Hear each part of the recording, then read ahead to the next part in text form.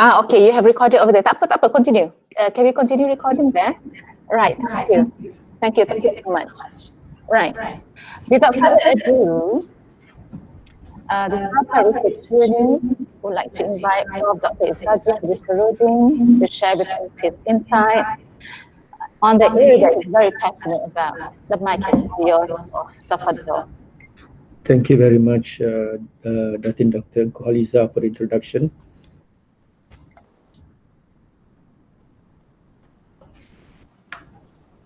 Allow me to take off the mic. I hope everybody can hear me. Bismillahirrahmanirrahim. Our respected Director of CELPAD, Dr. Rosnani Kasim, Deputy Directors, Heads of Department, coordinators, fellow colleagues, friends from CELPAD and other kuliahs. Assalamualaikum warahmatullahi wabarakatuh. Waalaikumsalam warahmatullahi wabarakatuh. Thank you very much, Dr. Rosnani, for this opportunity to have this webinar, and also the TNMQ for organizing this. This, as a big picture, this will be the first of many series, because I was informed that this is only for half an hour. So for today, we'll give the big picture of the fundamentals of course design post COVID-19. It will be the helicopter view. So allow me to share you the screen.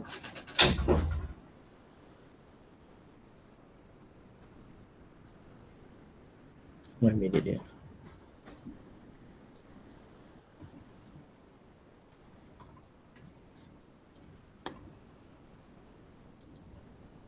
Okay.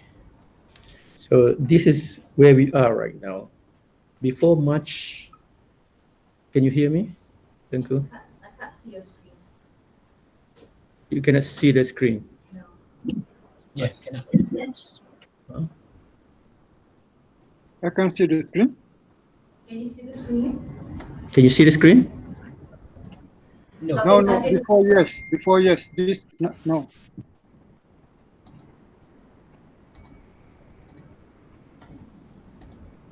Can you see it? Yes. Yes. Yeah. Oh, so it has to be this way. Okay. So for now, this is the status of our COVID-19. Yeah?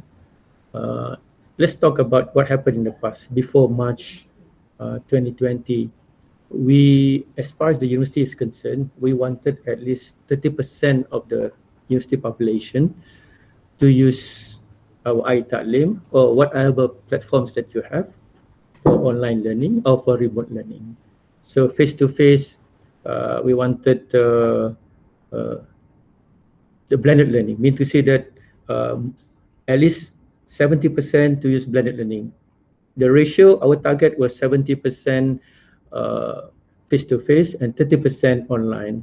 However, before COVID-19, before March, we were able to support, or we were able to get about not more than 15% of the university population to use online learning. Only, not more than 15. Then suddenly we have COVID-19. So imagine when we had 20% of the population and we had COVID-19 and we have to go remote learning 100%. Imagine that was a big surprise. That was like a sink or swim situation. You cannot do it during normal time, and we have COVID, and everybody until now has to go for remote learning. So the question right now is that what is beyond COVID? So after this, what are we going to do? Are we going to go back to the 20% online and 70% face-to-face? But our target is that once we are done with COVID-19, we are going to focus on blended learning. Whether it's 50-50, whether it's 60-40, whether it's 70-30, we leave it to the kuliah. That was the discussion before. So that's why I'm talking about beyond COVID-19, it has to be blended learning. So we have to go on that. So this is the situation right now as of yesterday, yeah? Just to share with you. As of yesterday, total cases in May was 6,000 something. Now it's 50,000. The new cases in May was 67. So to go back to that, we have to reduce. We have to go for 2 digits or 1 digit. Now it's 3 digits. last week was 4 digits, 1,000 something. But the recovery rate is, alhamdulillah, is good, about 70, 75, 73%. That's very good. Total deaths together until now is 322. But new death as of 10th of May, it was 0, but now we have 4. So since March 18 until now, until December, end of the year, our CMCO will be for about 270 days minimum, at least 270 days. We are not talking about January or February. In Wuhan, remember, everything started in Wuhan. It was 76 days before they stopped the lockdown. Okay, that's the background knowledge. Now let's go back to what we are talking about now. I'm going to go for full screen. Hopefully it doesn't have any problem. Is it okay, Datanku? Full screen? Okay. So we are at the Garden of Knowledge and Virtue right now. Don't forget, no matter what we have, whether it's Insan Sejahtera framework, whether it's leading the way, don't forget our real motto, that is the Garden of Knowledge and Virtue. That is where we are and who we are. And then,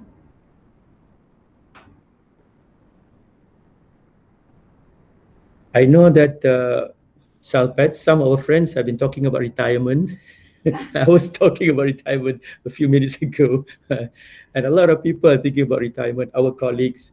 And with the EPF money, you want to improve your house, you want to build a new house, you want to live in a kampung, or if you don't want to live in a kampung, you want to bring kampung here. I mean, to say that if you want to build a wooden house in a kampung, nobody wants to live there. You want to bring the kampung house if you have a big land. We have all our ustaz have a lot of lands over here in Gombak. Yeah, do we have Dr. Nurdin here?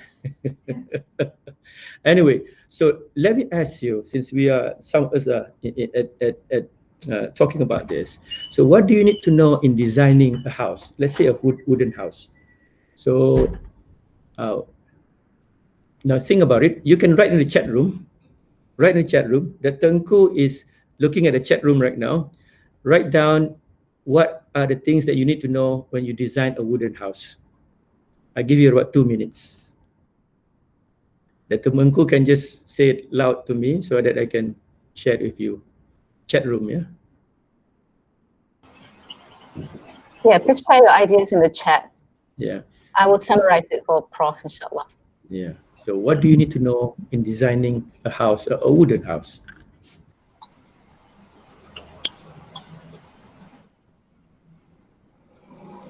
Ustaz Sabaria said basic knowledge about wooden house. Knowledge about? Wooden house. Wooden house, and then anything else? Liza Abdullah said foundation, and then the suitable materials. Dr. Rosnani, how much fund are we working with? The features of a wooden house. Very important. The fund is very important. Yes. Whether it's a chalet or bungalow. That's true. The quality of the land, the method, Yes. materials, personnel. You got to do a bit of research. The blueprint of the house. Blueprint. Excellent. Who said blueprint now? Blueprint. This is Dr. Farida, because she built a house. She built a bungalow here. So yeah, she knows all about building a house.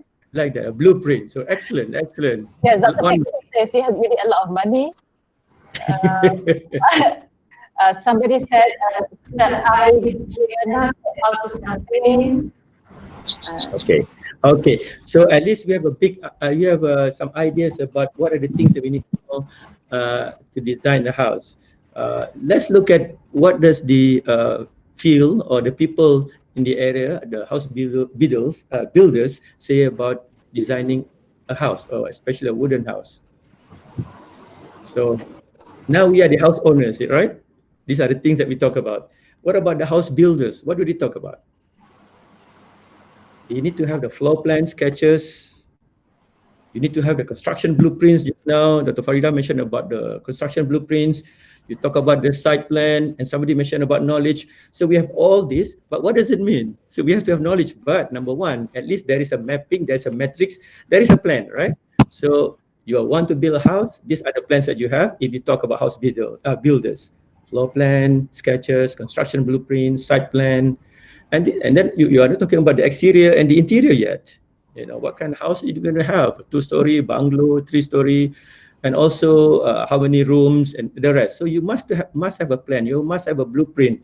And somebody mentioned about the cost. Oh, Dr. Farida, she said that she's going to spend about 400,000. Fine lah. I'm going to spend about 50,000 for my chalet in the kampung. Okay, so this is what we call the plan, the blueprint, and we have to map it. There are so many things that we have, so we have to map it against so many other things. But at least you have a blueprint, you have a plan. Now, in the chat room itself, yeah, Tengku, yeah, in the chat room itself, you do the same thing. I need you to do the same thing. What do you need to know to design a language course? Because this presentation is about a language course. Yeah. So can you write it down in the chat room? That Tengku will summarize it. Yes. Please write down responses. Target students, student needs, your audience. You have to know who your audience is. Very good. Sister Nita, the objective of the course, our director said. Syllabus, Samaria, syllabus. Good, excellent. Syllabus. Dr. Farida, objectives, yeah, good. The time frame, of course. Time frame. Yeah. The content. Yeah. Mr. Fazlina mentioned time frame. Those are some responses. Yeah, these are the things that we need to know. Alhamdulillah, thank you very much. Okay, let's share that. Just give me the timing later, the Tengku, yeah? Whether I have 10 minutes or 15 minutes. Okay, so we have gone through, this is the Insan Sejahtera framework. So we talk about, one of the issues that we talk about is the BTMC, and one workshop in BTMC is the Insan Sejahtera framework. So we talk about course design also. So course design, fundamentals first, yeah? Somebody mentioned about, number one, before we design something, whether it's a course, whether it's a curriculum, whether it's a program, we have to understand key concepts. Now, I want you to write down in your chat room, this is engagement, yeah? I don't want to talk on my own. I want you to write down in the chat room the definition of a curriculum. Write it down now, the definition of curriculum. These are key concepts.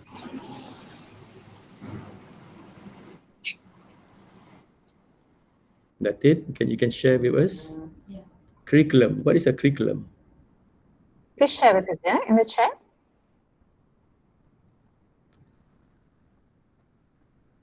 What you understand by a curriculum, yeah, Prof? Yeah. What is the definition of curriculum? What is your definition? Yeah. What is your definition of a curriculum? There's no right and wrong. Even the experts have different views on this. Ustazah Sabara said course of study. Okay. Guideline on what to teach.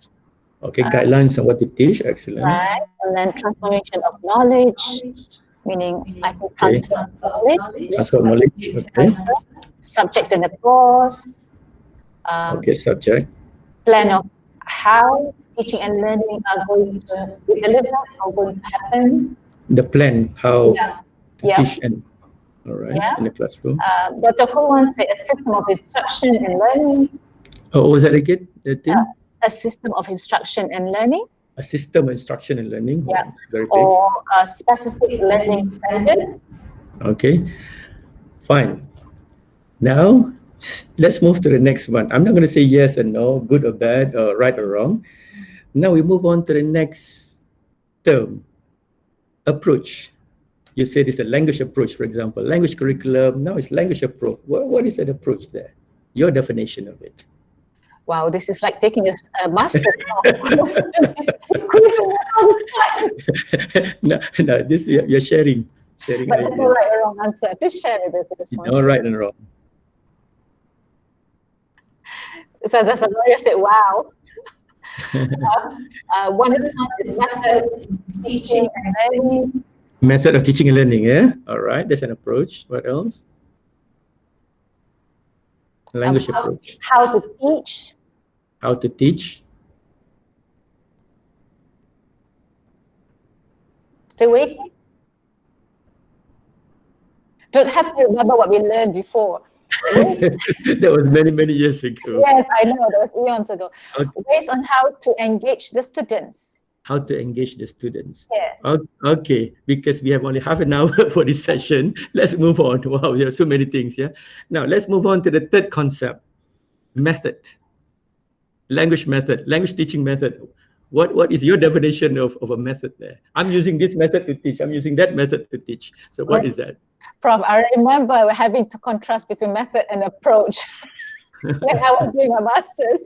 Okay, it says Evaluating students, approach can be student-centered. What was that? Approach or what? Can be student-centered or teacher-centered. Okay, so it's a method, yeah? Yes. And then the way to teach language. Okay, the way we teach language is a method. Yep. One more? One more, the way of instruction. The way of instruction. I think how instructions in class. I mean, how we deliver instructions, I think. Okay. Yeah? Okay. Excellent. We have some ideas. As I said, there's no right and wrong. Even for experts, they have diverse views on this. Yeah. This is the last one. Syllabus. What's the definition of? What is your definition of a syllabus? A language syllabus? This is exhausting, Prof.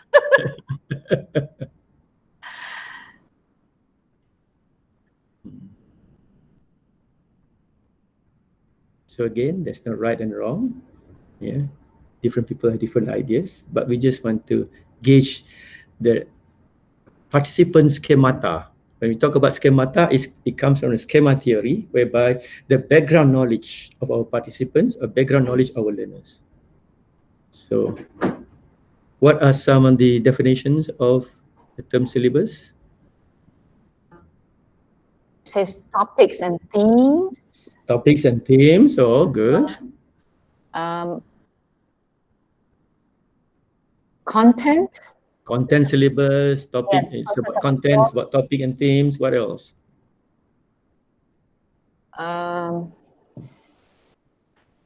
Still waiting? What was that again, that thing? I'm still waiting for responses. Okay, one more. A summary of the content in the, skills to be developed. Skills. Okay. Yeah, skills to be developed. Okay, so just like the experts, we have divergent views, we have different views, there are different perspectives in terms of the definitions of curriculum, approach, method, syllabus. Some people have a broad view of the of curriculum. Some people have narrow definition of a curriculum, broad or narrow definition of approach, method, and syllabus. So the questions right now, what I'm doing right now is, when we have a curriculum committee, all members in the curriculum committee must have one definition of curriculum, one definition of approach, one definition of method, one definition of syllabus, so that we are at the same wavelength. Whatever we do, when we discuss among ourselves and we say that, okay, this is the curriculum that we're gonna work on. So that will not be approach, that will not be method, that will be syllabus. And somebody will say, okay, based on this approach, we are going to focus on this method, align this with this method. So what I'm trying to say is that the members in the curriculum committee must have the same view of the meaning, definition of curriculum, approach, method, and syllabus. Because your definition of syllabus, my definition of syllabus, if they are not of the same view, then we are talking about two different things. Just like the experts. As I said, there's no right and wrong, but we have to have the same platform. We must look at it from the same point of view, so that we do not diverge from our objectives and our purpose. So that is the first concept that we have to agree on as a curriculum committee members. As I said, there's no right and wrong. Yeah, you have to agree on that. So we will talk about, in the next session, we'll talk about the definition of curriculum, approach, method, and syllabus, and you decide which one do you prefer, and as a group, what should be the definition that you prefer. So that's one. Next one is approaches. Yeah. So you give the definition of the term approaches just now, or the term approach. It's the same thing. When you talk about approaches, there's so many approaches. If we agree on the definition, if you look at the general approaches used as far as the university curriculum, not CELPAD, not language curriculum, because I'm helping you out now.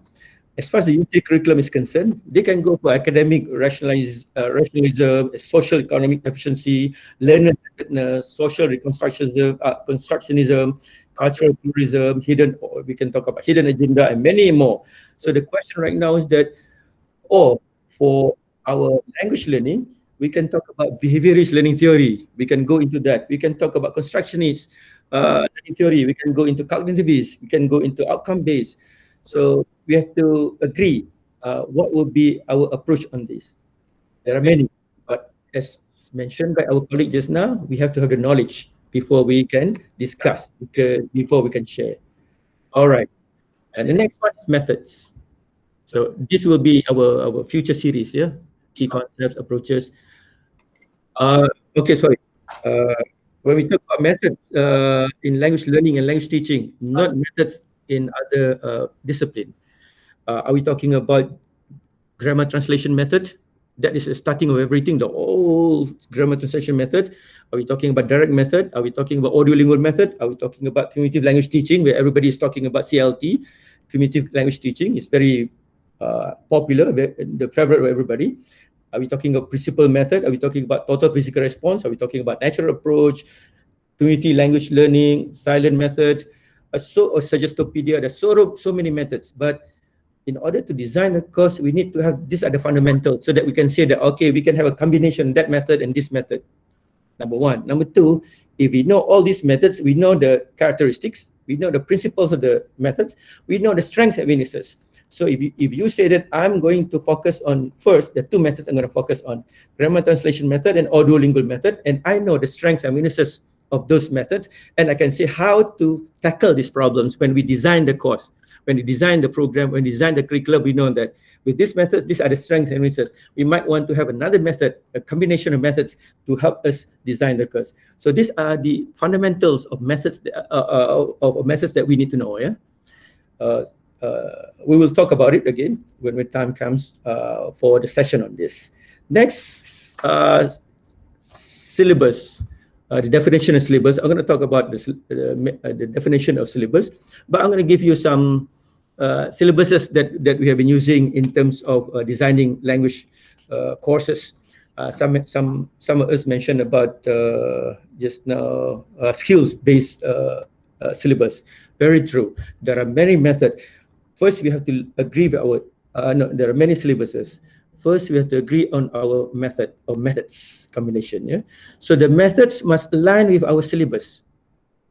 So that's why, just like constructive alignment of our learning outcomes with our teaching methodology, our delivery, and our assessment, they must be aligned. The same goes with methods and syllabuses. So we need to know about syllabuses before we align them with the methods. What is structural syllabus? What is lexical syllabus? The Tengku is very, what do you call, that is her forte, lexicology. So she can advise us on lexical syllabus. Dr. Farida is very famous for structural syllabus. So she can advise us on structural or grammar syllabus. And a skills-based syllabus, you're talking about all the skills, reading, writing, listening, speaking, etc. What about functional syllabus? For Arabic lecturers, for example, Bahasa Melayu, where you have to help the students to acquire Arabic or Bahasa Melayu. Language functions, basically, how to greet, how to say goodbye, and how to ask for information. And we're talking about situational syllabus. What are the situations at the cafeteria, in the library, at the CELPAD office? What is the situation that you want to have? And notions, especially for engineering students, for architecture students, we are talking about the notion of volume, the notion of distance, the notion of space. So these types of students, they need to understand the meaning of these terms first before they acquire the knowledge that they have in engineering and architecture. And also ESP, English for specific purposes. What's the syllabus that we're going to use for that? For example, if we are teaching English for nurses, English for doctors, English for frontliners, English for security officers. So you have ESP, or specifically English for occupational purposes. So there's a separate syllabus that we have to look into. And now everybody's talking about Latin, yeah, task-based syllabus, yeah, task-based syllabus. So everybody is talking about task-based syllabus. So what is a task-based syllabus? Are you talking about pedagogical tasks or real-world tasks? Is it a combination of both? So these are the principles, the characteristics, the strengths and weaknesses that we have to understand for each of these syllabuses so that we can combine, we can align with our methods. So in order to decide which syllabus, we have to know what are the characteristics and what are the strengths and weaknesses of these syllabuses, and we can integrate, we can combine these syllabuses. It doesn't have to be one. Yeah? Time was okay, the thing, eh? Yeah, So hold on. Now, so once we understand the fundamentals of methods, the fundamentals of syllabuses, if you want to review the course, if you want to develop a new course, someone mentioned just now, we need to know the learners. Who are the learners? Are the learners students from China, 30 students from China, 200 students from China? Are the learners 200 students from the Middle East? Are the learners Malaysian students? Or who are they? And what do they want? Do they want to learn English for occupational purposes? Do they want to learn English to go to the kuliah? Do they want to learn English to use it outside in different situations for language functions? So in order to know this, what are the things, what is the term, what's the concept that we use in order to gather this information? That's in the chat room. Datin, what do you need to do to collect this data? What's the term used to collect this data? Please respond in the chat room, Yeah. Needs analysis. Oh, great, wonderful. This is our latest edition, Brother Daniel, yeah? I think from ELD. Yeah. So we have to identify the needs of the students, the learners, right? Anybody else? Excellent.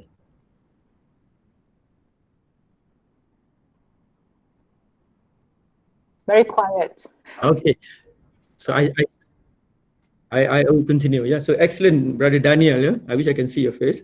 So excellent. The next one will be needs analysis. Some people use the word needs assessment, but if you want to feel that you are part of the bourgeois, you want you can say I'm going to conduct needs assessment, but basically it's needs analysis. So everybody understands needs analysis. So in order to design the course, you have to know who the learners are. What are their needs? Because I use my own example, assuming that this semester I teach course design for 20 students from the kuliah of RKHS, Dell, yeah? Next semester, I have to teach 20 students from the kuliah of education, but these are school teachers, part-timers. And suddenly, the course that I use to teach Dell students, when I use it for education students, the reaction, the responses are different. Suddenly, wow, what happened? And I realized that for Dell students, 90% are postgraduate students who just graduated. And for the teachers in kuliah education, these are those who have been teaching for 15 years, 10 years, 20 years. They're very experienced. So I have to know, wow, I did not do the needs analysis. I did not know who the learners are, what are their wants, what are their needs. So that's why it's important, even though you're talking about the same course, but you might have different learners. Another example, you might have 30 students from China and 30 students from Bahrain using the same syllabus. 30 students from China, if you are focusing on grammar, they're very happy. 30 students from Japan, if you're focusing on grammar, they're very happy. You talk about Bahrain students, when you talk about grammar, they look at you, they say, I'm sleepy, teacher. I want to think about something else. They are more talkative, they like to talk about things, they don't want to look at structure. So we have to understand we have to analyze the needs, and we have to understand the learners themselves. So this analysis is very important there. Stop me, let that in, 4 minutes or 10 minutes. We're okay with time, Prof. Yeah. Okay. So that we have to talk about, number one, what is the definition of needs analysis? Usually it's just to let you know now, it's a systematic process of gathering data. So systematic, it cannot be impromptu. You cannot say we're going to collect data with this and that and that's it. It has to be a systematic process, something that has some kind of guidelines, criteria, and etc. We have to know what are the philosophies of needs analysis. Are you doing this because somebody is complaining? Are you doing this because the rector is telling you to review and change the curriculum? Are you doing this because the teachers are telling you that it's not working? Or are you telling this because the learners want to improve it? I want to change the curriculum. So there are different philosophies. Or are you saying that you don't change your curriculum, something harmful will happen to the students? For example, you're talking about Bahasa Melayu for construction workers from Bangladesh. If they do not know Bahasa Melayu, they can get killed in a construction site, for example, at a construction site. So you have to know the philosophies on its analysis, and you have to know the processes. So you have to have the curriculum. First, you have to have your curriculum committee.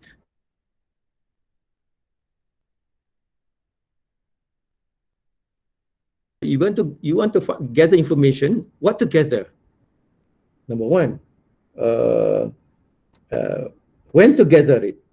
I used this example of mine in the past. I wanted to help Dell to design a course, and I did not look at the timeline, and I wanted to gather the information during the short semester. And what happened during the short semester? Nobody was around. Yeah. The lecturers were not around, the teachers were not around. I said, my God, so I have to wait for 3 months before they are around. At that time, we were not going for online survey. Yeah? So it was face-to-face that we had our... So the timing is very important.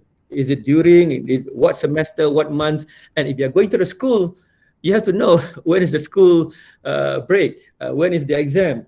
So you have to understand all this, you have to know when. And how to collect the information.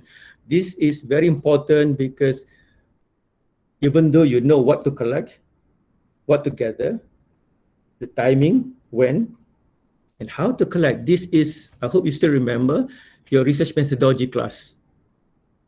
Some of us taught research methodology before. The triangulation of methods and triangulation of sources. Yeah. How to collect the information. Are you going to use survey questionnaire? Are you going to use interview? Are you going to use focus group discussion? Are you going to use observation or exam samples of students writing, or give them the task and analyze the task, or case studies, or what? So this, you have to have a triangulation of methods, meaning to say that you have to have at least minimum of two methods, so that you can triangulate it, so that it is more, you can validate each other. You can help each other to validate the findings. So that is the triangulation of methods. What about the sources, the stakeholders? What about the students? Are you going to collect data from the students? Definitely. What about the lecturers teaching the course? What about the lecturers who are exposed to the course? What about the people from other kuliah? If you're talking about EAP or EOP, then you have to talk to the kuliah. Or maybe you have to talk about our friends in UKM, USM who have done this before, who have the experience. You might get some help from them also, and experts in this area in curriculum design, for example. So, wow, there's so many methods, triangulations of methods and sources that you have. Because once you have collected this data, then you can analyze the data, and then you can interpret the data. If you have only one, for example, survey questionnaire, and from teachers only, limited. Yes, you can do it, but it's very limited. Yeah, because you are not covering all the stakeholders, not all the sources, because you cannot triangulate to say that the findings of the survey questionnaire supports the finding of the interviews, support the findings of the observations, or supports the EPT test that we have in terms of the findings, for example. That's why we had the triangulation of methods. And also the sources right now. The lecturers are talking about this one, similar to the findings of the students and also the experts. These are the triangulation of sources and triangulations of methods, how to do it, and also from whom. And once we have collected the data, we have to make sure that it is not only for descriptive statistics. We are talking about research methodology course, yeah, Datin, whether it's in education or whether during undergraduate or ME or PhD. So in research methodology course, we talk about descriptive statistics and also inferential statistics. Oh God, that's a nightmare. So when we talk about descriptive statistics, we collect all the data, the survey, the test. 20% say this, 30% say that. 50% say this. Okay, that's descriptive, describing the information, the findings. But if you want to compare the findings of the survey of the lecturers and the students, let's say the students say that they recommend this course to be continued. 80% say that they recommend this course to be continued, the students. But the lecturer says that 60% of the lecturers say it should be continued. So which one should you say, which one should you choose? So you have to make sure you do some kind of inferential statistics, whether it's a t-test, some other test, to say whether the difference between the findings of the students and the lecturers are significant. That's why they say R is equal to 0.6, 0.7. That's what it is. So if they say it's significant, wow, there's the views are significant, meaning to say that we have to look into it. Why it is significant? If it is not significant, then we know, even though the views are different, but it's not important because it's not significant, even though they're different. So that's the difference between descriptive and the inferential statistics. Very very simple definition, very simple explanation, not like Prof. Sari is explaining. And why do we have to do this? Because once you prepare your proposal, when you present it to your board, the CELPAD board, when you present it to the Dean's Council, it must be for defensible purposes. You must be able to defend it. It must be supported by empirical evidence. When you talk about empirical evidence, the meaning of empirical is that it is based on data collection, not from library research. You go to the library, read this article, that article. That is not empirical evidence. You have to collect data. That's empirical evidence. Then when you present, you can justify it. You can defend it. So that's the most important thing. That's what we do. And once you have done the data collection, blah, blah, blah, etc., you have to pilot it. You have let's say you have the materials, you have the syllabus, everything is in there. Don't forget that this is part of this analysis. Yeah, you have to pilot it because you want to know whether the course that you have designed, whether it's effective or not. If it's not effective, what are the problems? Then you look at it, and then bring it back to the committee, discuss with the committee. And then the committee says, oh, during our needs analysis, when we design and formulate the survey questionnaire, we missed this category, we missed that. So we have to start back to step one, yeah, that thing, yeah? So we have to work on that. But if the committee says, we have the empirical evidence based on the pilot test, everybody's happy, everybody agrees with this one, then semester one, voila, we can proceed with that. So don't forget the pilot test. And then once you have introduced the syllabus, you have conducted needs analysis before. When you implement the course, you still have to conduct needs analysis. They call it during the course. Identify the problems, identify the strengths, and after the course, after the semester, you still have to conduct needs analysis through survey, focus group discussion, what have you, the triangulation and methods, to see what are the perceptions, what do they think about, in terms of stakeholders, about the course. So needs analysis is not only pre, it's also during, it's also after, and you decide how often you're going to do it. So for us, for CELPAD, when was the last time we conducted the curriculum review or the program review, for example? During my time, I did not. So you have to decide, is it based on one cohort after 4 years, it is 5 years, or based on the philosophies, meaning to say that the director says so, the director says so, and etc. Yeah?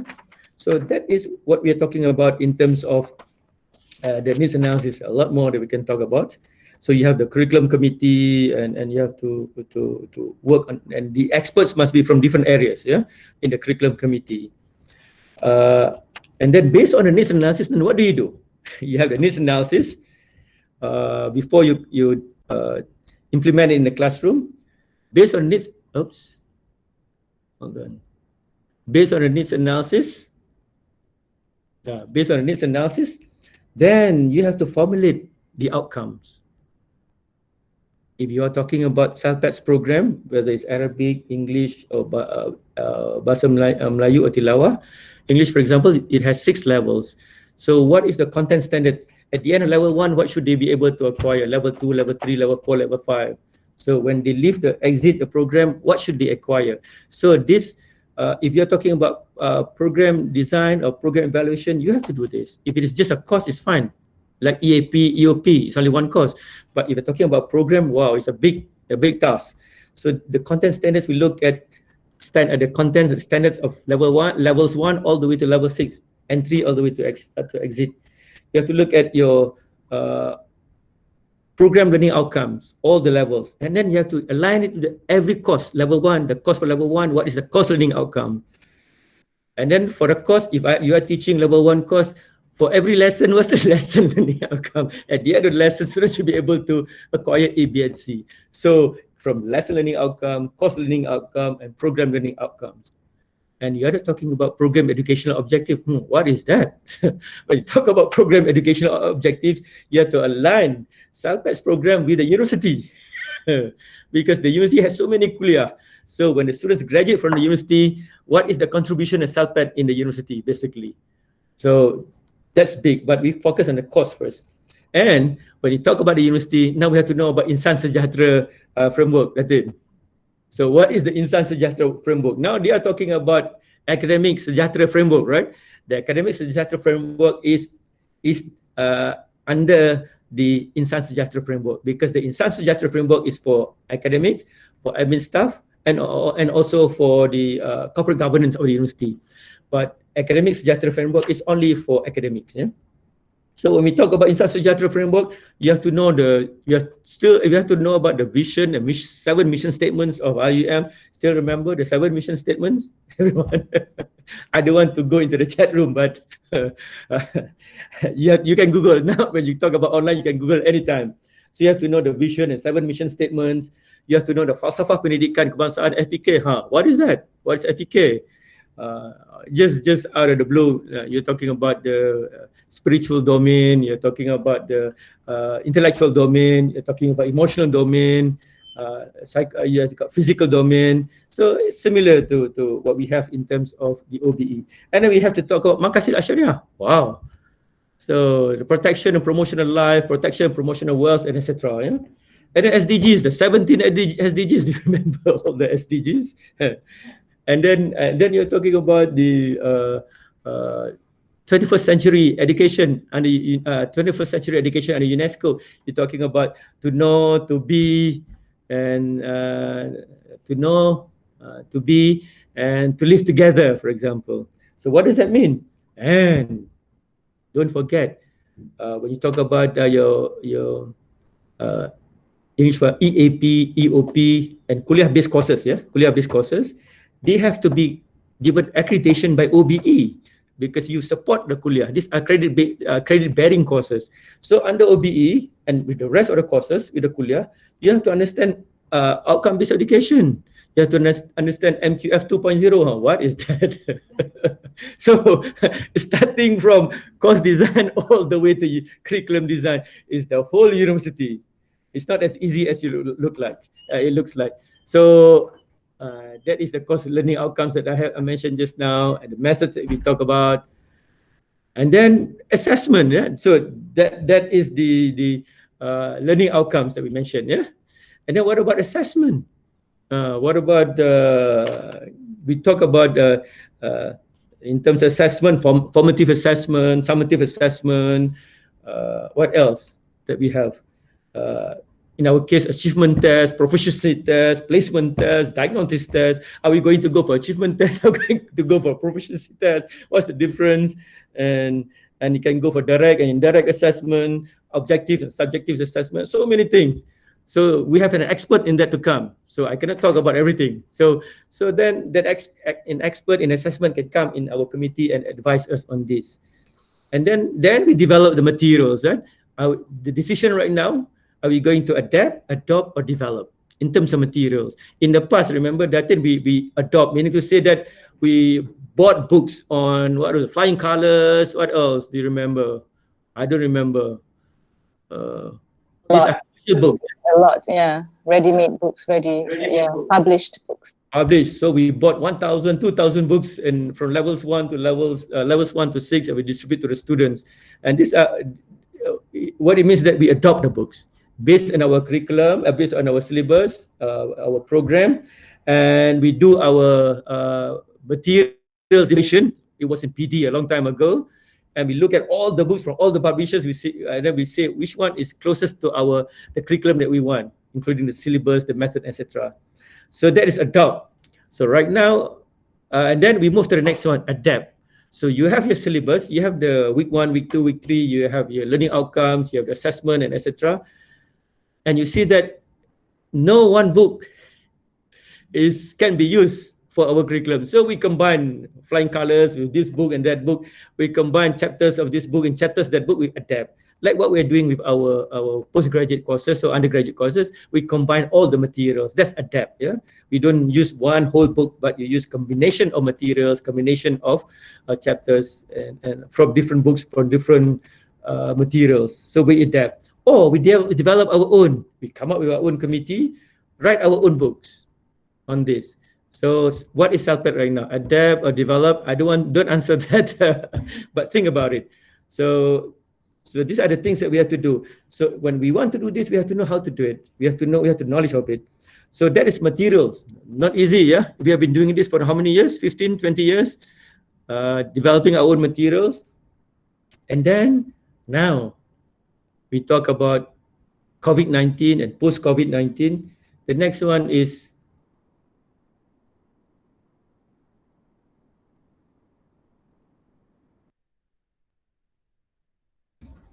now, don't forget about technology. Everything is about technology right now. So tell me, in the 90s, let's say in 1986, when I did my first degree, where were you in 1980? I was school. What when I did my first degree, there was no technology at all. You're not born yet, Prof. Sorry. No. Let's change it to I did my first degree in 1996. So in 1990, and then I did my master's in 1986. So we had our language lab. Yeah. So we go to the lab. We use our diskette. Yeah, we use our diskette and cartridge and what have you a long time ago. We use Atari and so many others. So you go to a language lab and learn a language. There is 1 hour a day or 2 hours a week for us to go to the language lab in the curriculum to listen and practice a few things in terms of language. Then we move on to our technology in terms of CELPAD right now. We have master and slave in the past. Yeah, we have 7 labs. One lab is the master, and the rest can listen to that. And we develop our own materials. It's very difficult. We try to find materials from the internet or from developed by other people. It's not internet, developed by other people. It was difficult because not many people were well versed in developing materials in terms of using technology. And then we have materials online, right? But not many.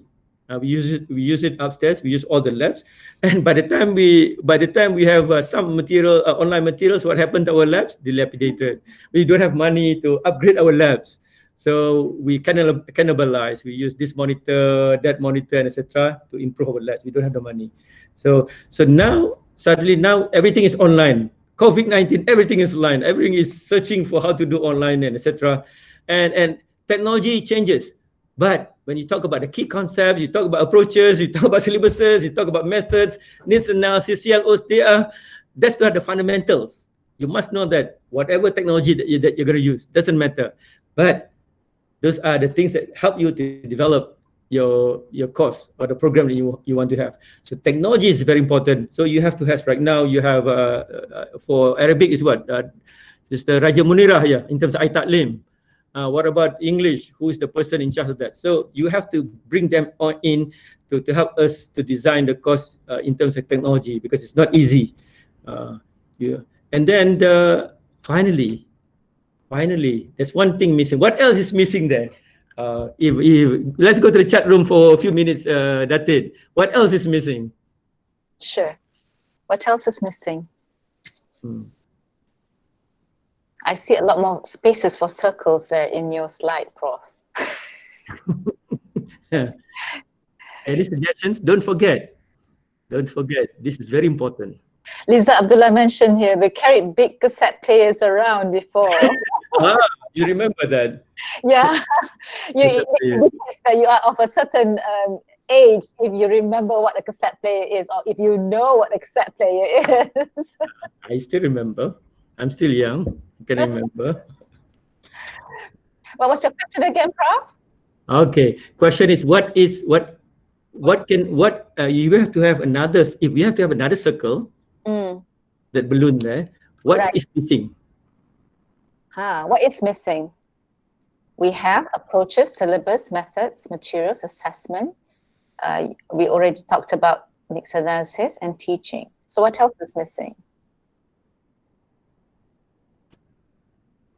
Anybody else there? Brother Between? Daniel, help us, Brother Daniel. Interdisciplinary knowledge, Datin Zuri mentioned. Yeah, the content knowledge. What else? Very good. Okay, let me help you with that. Because if it is 3 hours, it's okay. We don't have enough time. Eclectic, okay, eclectic is the combination, yeah? When you talk about what method to use, I'm using an eclectic methods. What does it mean? I'm combining this method with that method, with this method, because I don't like to use one method. Several methods for this chapter, I'm going to use this method. For that chapter, I'm going to use that method. That's okay. They call it eclectic, the best of the methods. But some people also says that it's the master of none. Since you don't know anything, then you just combine everything. So don't worry about it. You can use eclectic methods. But technology, we talk about technology, right? I put it in that form, not in circle, because it's very important right now. This one is missing. Oh, what is missing? Datin? I see the golf course there. No, sorry. That is missing, Datin. Oh yeah. How can we forget that? How can you forget that? Islamization of knowledge. Yep. That's our philosophy. Yes. That's our vision and mission. I'm ashamed. That's okay, because that's not, I go all out for leading the way. I go out for Islam Sejahtera framework. I go out for academic Sejahtera framework. That's no problem. But don't forget our Islamization of knowledge, our Islamization input, Islamization perspectives, values and virtues. Don't forget about that. That is our principle. When we talk about Islamization of knowledge, it can be at a superficial level. I think you know. For example, we are talking about in the past, instead of talking about Joseph Biden, yeah. Okay, 2 minutes. Okay, in the past, instead of talking about Joseph Biden, we talk about Haji Bidin bin Haji Yusuf. You change that, yeah. Instead of talking about New York City, we change it to Kuala Lumpur or Mecca or Islamic cities, quote unquote, or cities in the Muslim world. Instead of talking about Christmas, we talk about Eid. So that is that superficial level. Yeah. What about at the deep level, understanding the values, the virtues that we're going to have? Yeah, that we have to include there. If we are talking about situational syllabus, we say, okay, students, we talk about what is the situation in terms of language situation that we're going to include. Okay, is at a party. What language functions should we have in terms of at a party? We talk about how to bring a date, for example, how to find a date. So how Islamic is that? And then if you are talking about the topics of Valentine's Day. Just imagine in preschool we talk about Valentine's Day. Primary school we talk about Valentine's Day. High school we talk about, secondary school we talk about Valentine's Day. You go to CELPAD, we still talk about Valentine's Day as a topic, and then you ask, is it part of the Malay culture, Islamic culture? You won't be surprised they say 50% or 60% say yes, it's part of our culture. So because we don't change the paradigm, so that's Islamization. We go to the kuliah, they talk about there must be a book from the Islamic perspective of politics, psychology, and etc. So basically, these are the big pictures. Let me see. Okay, hold on. So these are the big pictures. These are the fundamentals. And of course, I have an hour, 45 minutes, not enough. The thing, yeah, it's not enough. So basically, these are the things that we need to know to review the course, to to design the course or design the program, the curriculum, and etc. that we're going to have. And before I leave, I just want to show you, these are the top online learning platforms. iTalim is there, yeah, iTalim is there. This is not according to the ranking, but based on what is going on in the market right there, including iTalim, yeah. So I included there. Some of us are using Google Classroom. I'm learning how to use Google Classroom a month ago. Because these are the learning management system that we have. How long did it take? How long was the training programs for Google Classroom, Latin? You remember? Oh, very long. We attended endless trainings. Anybody? All of us. Can you share that? Anybody? How long was the Google Classroom workshop?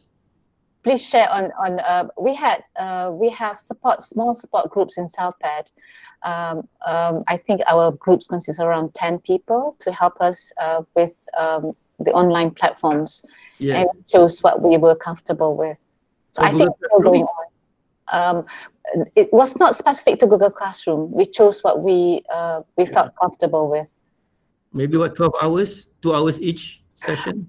It was like 10 hours. The compulsory hours were 10, but I think we spent a lot more hours than that. That is only for Google Classroom, yeah? Yeah. Okay. And then we are talking about apps for English language learners. For English language learners, if they want to choose the apps, there's so many apps in the website. You can choose on the online. You can choose the apps that you want. So these are the things that you use for technology. So what's next? Coffee lah, coffee, tea. So you have a cup of coffee, cup of tea, relax, enjoy. What I'm saying to say is that this is the end of the. Thank you very much. Assalamualaikum warahmatullahi wabarakatuh. Q&A, if there are any questions. Thank you, Prof. Yeah, I would like to invite questions, but we already have one question here in the chat. This is from Sister Adura. Her question is I-OK part of humanizing education? That's the question. Yeah, that's one question. In my normal classroom, I will ask all the participants to answer that first in the chat room. But we don't have enough time, right? You can answer that in the chat room. Datin can share it with me. So the question is just now, Datin? Is I-OK part of humanizing education? My question right now is that what is the definition of humanizing education? Is it humanistic education? Is it making education human? What is the definition? Whatever, when we discuss about something, we have to define it first so that both of us have the same understanding of the meaning. Because if I talk about humanizing education, I might say that it's from the humanistic approach. What is a humanistic approach? It's based on humanizing the curriculum itself. It's not focusing on the content also, but looking at the learners, the context, not only talking about the content, but the context of the students. Who are the students? Where are we? What are their emotions? What are their motivation, and etc. So in general, if we are talking about humanistic education, let's define it first. Number two, if we talk about humanistic education now from the rector's perspective, from the rector's perspective, I have not questioned him of the definition yet. Didn't get a chance to do that.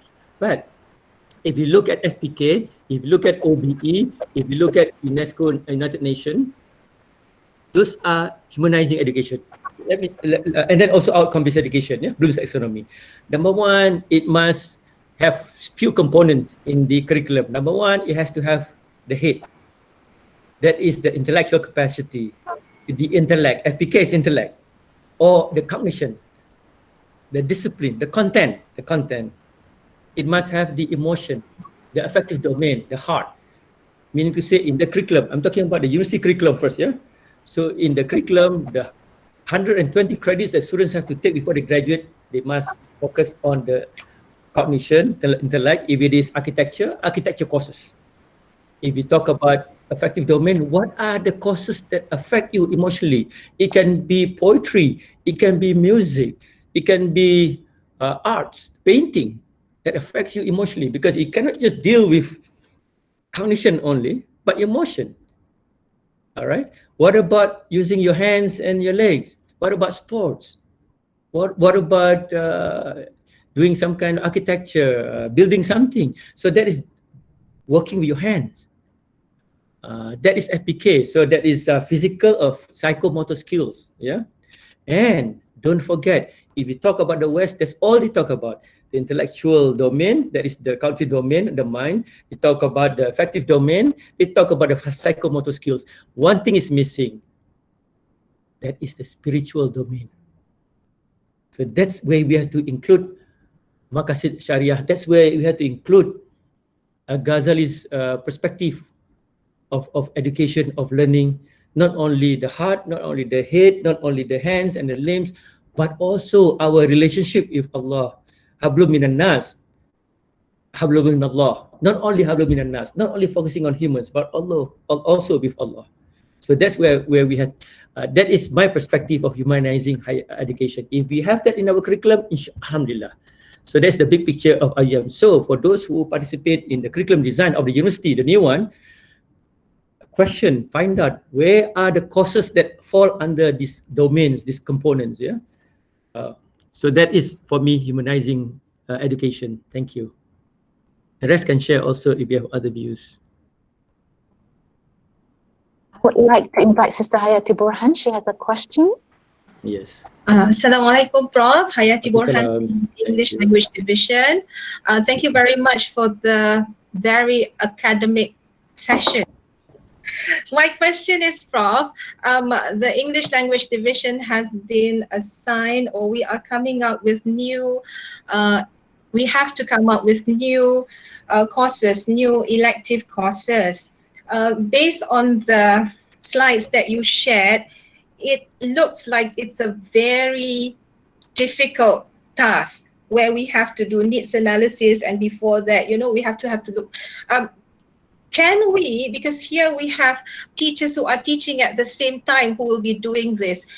Is it, what do you think if we just start with asking us, based on the understanding what the students need, because these are elective courses. I mean, like, skip all the ones before that, like doing needs analysis, you know, semua tu, or do we have to go through that? Do we have to carry out all this and then decide on the elective courses? Prof, thank you. Okay, thank you, Datin. Thank you very much for the question. Let's assume, yeah, our second semester is in February. Am I right? Yes. Yeah. In February, we are going to have 200 students from Bahrain. Really, in February, there's no CMCO.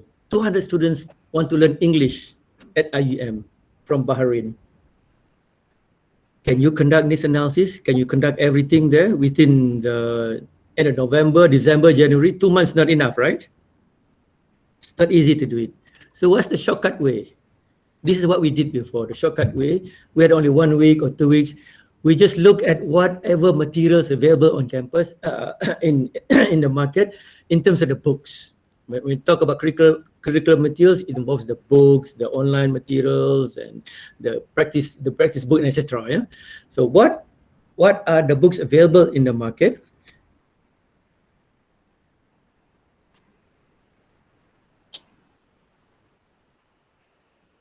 Who is in charge of Cambridge? Who is in charge of Longman? Who is in charge of what else? Oxford? Who is in charge of so many publishers, right?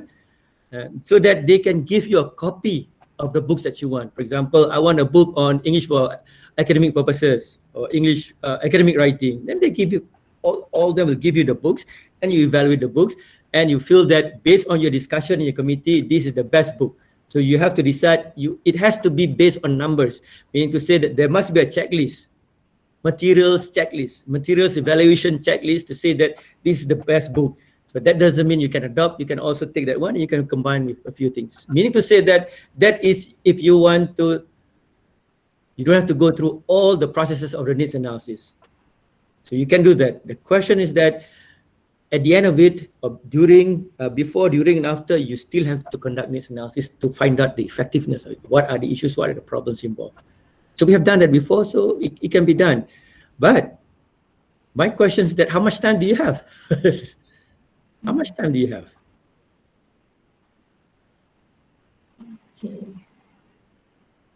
If let's say, Prof, we are looking at semester, the following academic year, but still, So- Prof, if let's say we take a book, that means aren't we working backwards? Like we are looking at the materials first?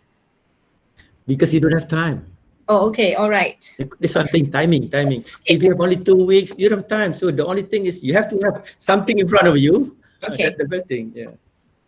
Unless you can ask your staff to work 7 days a week, working on this. No. Okay, Prof. Thank you very much. That's it for now. Yeah. All right. Okay. But I have other questions later, Prof. Thank you. Inshallah.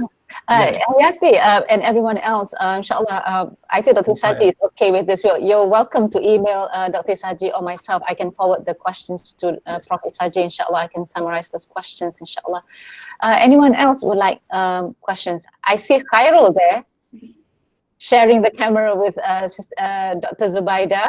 Ooh, Dr. Zoo. Yes. Any other questions? And I see our Dr. Director there, Dr. Rosnadi. Thank you for joining us. That's it. We are running out of time for them. Yes. So- Can I have one question, Prof? Yes, that's it. Which is one question which I think is at the top of everybody's mind is how does this current times of this COVID-19 pandemic, how would we, what are the things that we have to take into consideration when it comes to course design? What's different?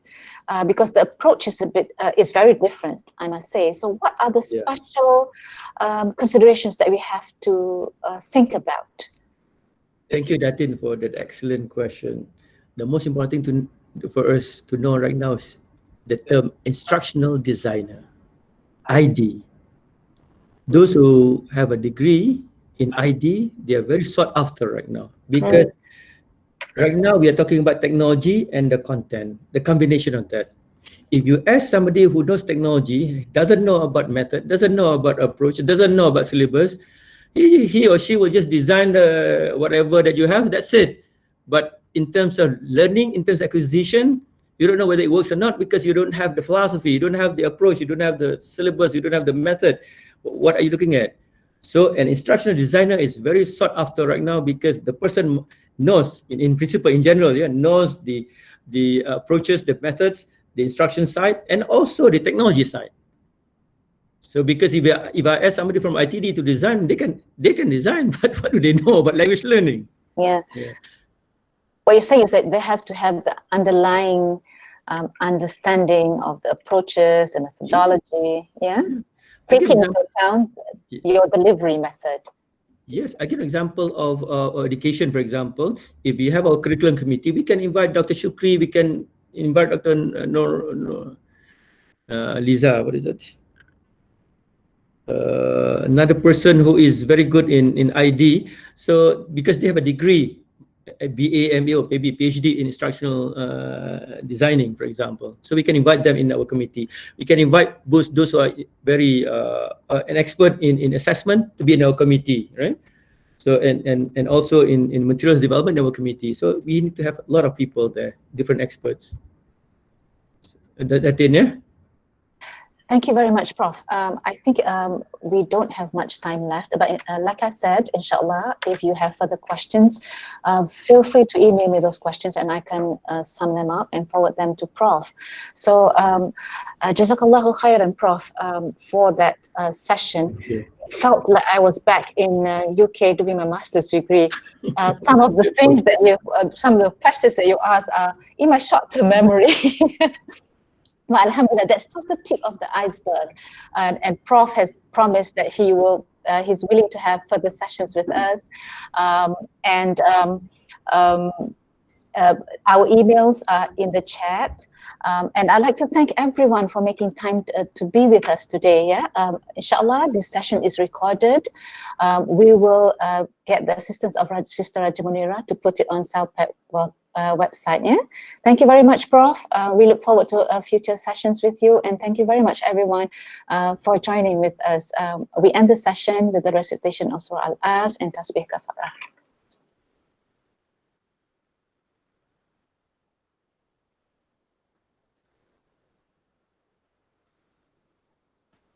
Assalamualaikum.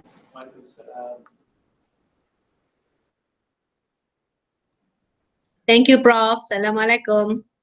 Thank you. Thank you, everyone. Jazakallah Sudah tentu. khairan. Ma'assalamah. All the best. Stay Bye-bye. healthy. Thank you. Sorry, for some Assalamualaikum. people, I did not have the chance to respond to your chats. No problem. Thank you. Thank you. Shukran.